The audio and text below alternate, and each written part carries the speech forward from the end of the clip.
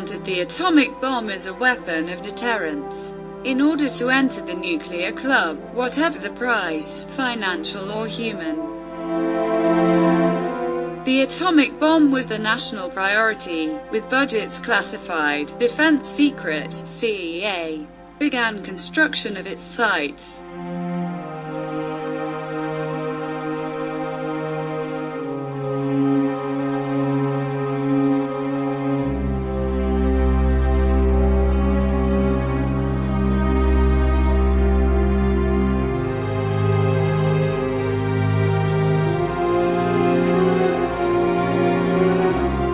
In order to carry out tests, they had to find areas of experiments. Exploration began in the Alps mountains.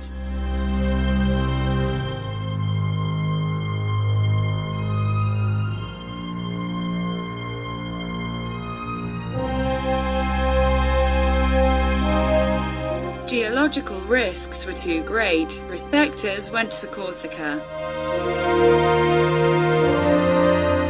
Given the strong opposition of the population and elected officials, the Corsican option was abandoned within 3 weeks.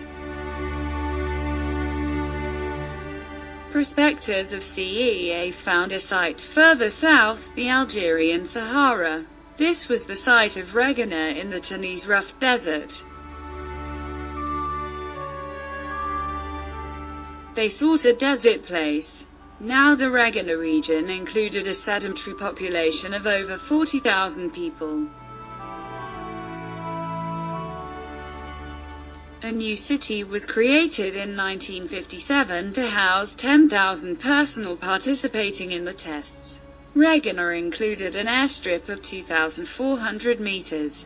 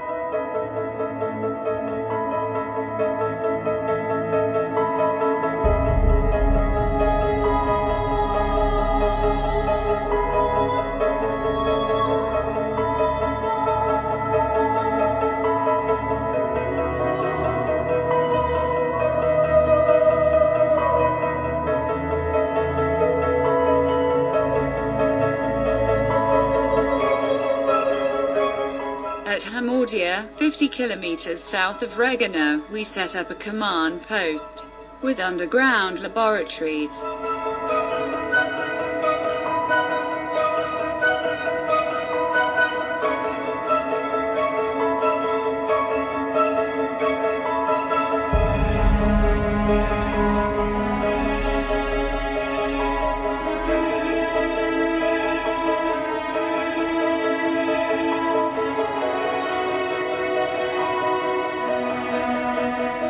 The ground zero area was 15 kilometers south of Hoggar and covered an area of over 100,000 square kilometers, equivalent at 1/5 of France.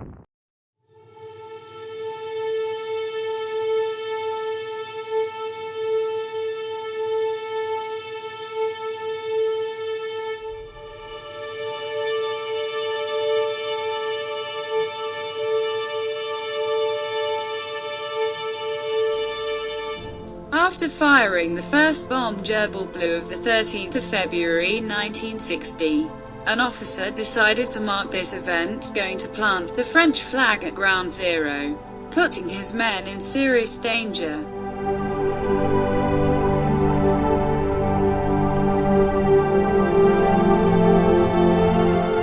To avoid the putschists to seize the bomb, the device Gerbil Green was fired April 25, 1961, despite bad weather conditions.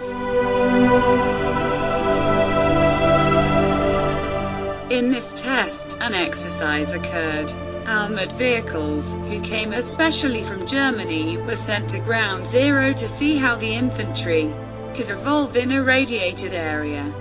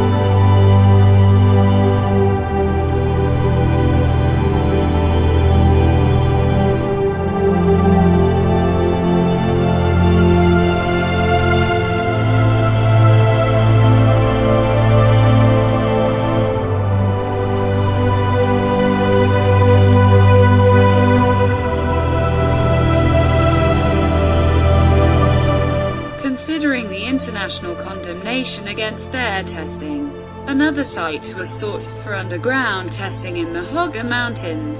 Mount An-Afella to In-Eker, located 150 kilometers north of Tamanrasset, was chosen for the following 13 shots.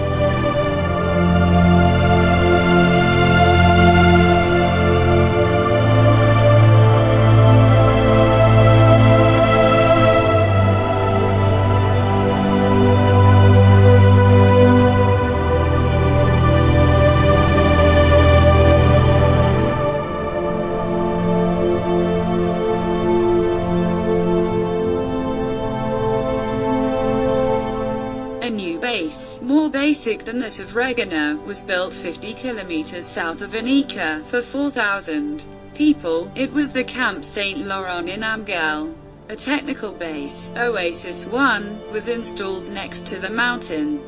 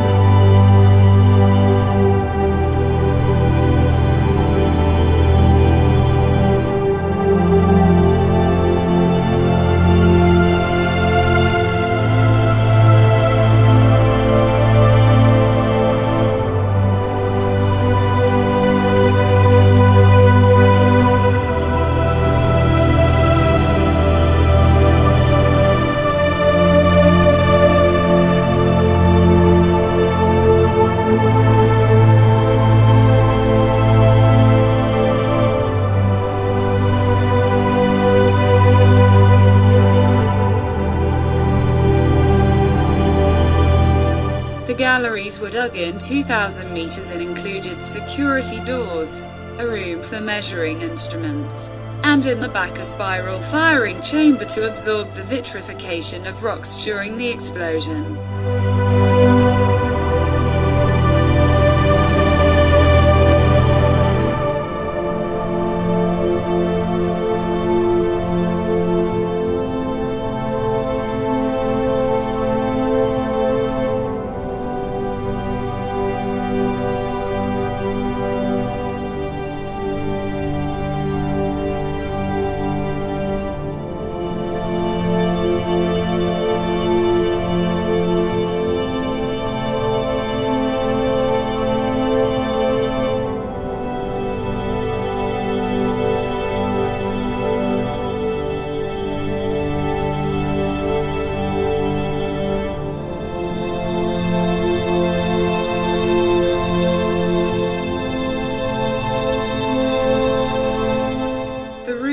Measurements was lined copper mesh to act as a Faraday cage against perturbing waves.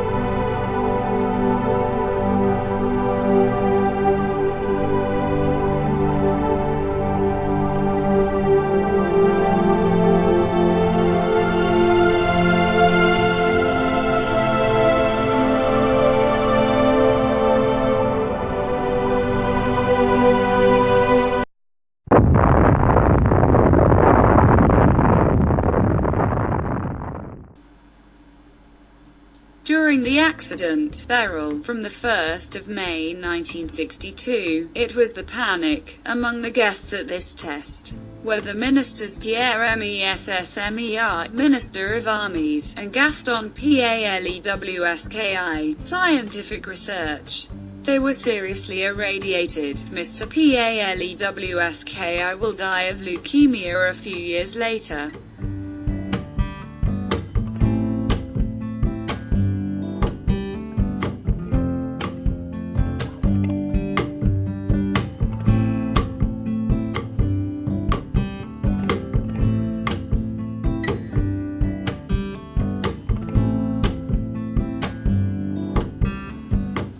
Following the accident, Beryl, the Oasis 1 base was evacuated and buried in emergency a new, technical basis. Oasis 2 was installed 15 kilometers further south for extra safety.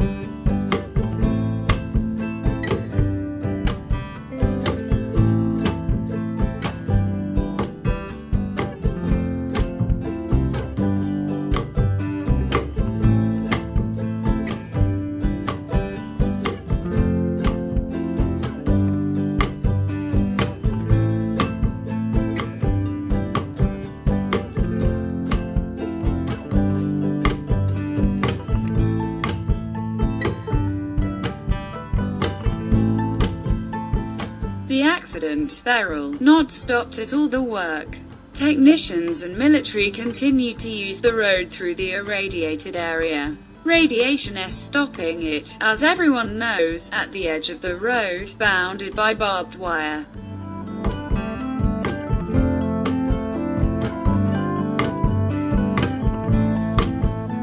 The many sandstorms disperse radioactive particles on the test area.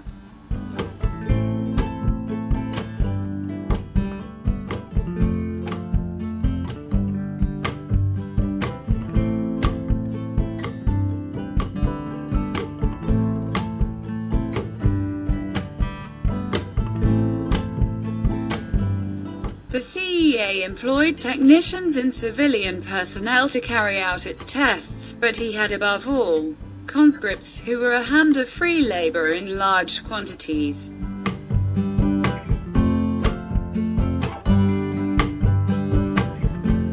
The military generally worked in shorts, shirt, bush hats, sandals or shoes.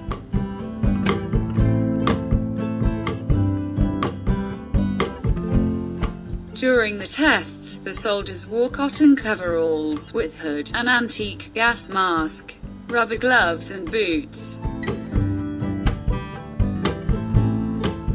Staff wore a military dosimeter, whose exposure film was surrounded by a metal sheet in a plastic case, while civil dosimeters did not contain such a metal membrane.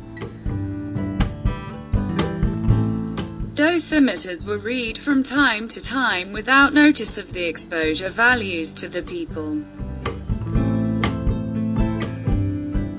During testing, military personnel served as guinea pigs without any medical supervision. Radiation-induced diseases declaring that decades later.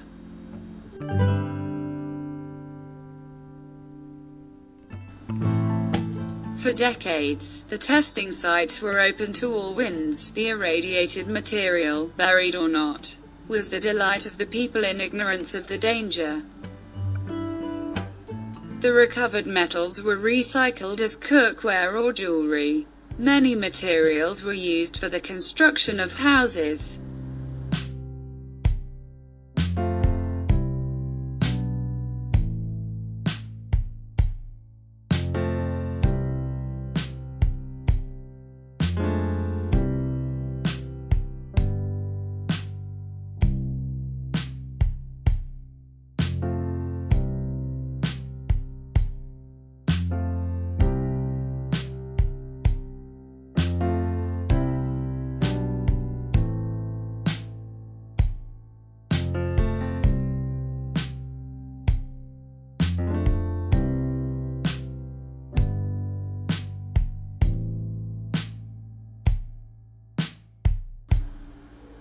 Only in 2006 that the test sites were not allowed to access. This decision is unenforceable because it is not possible to fence territories on hundreds of kilometers.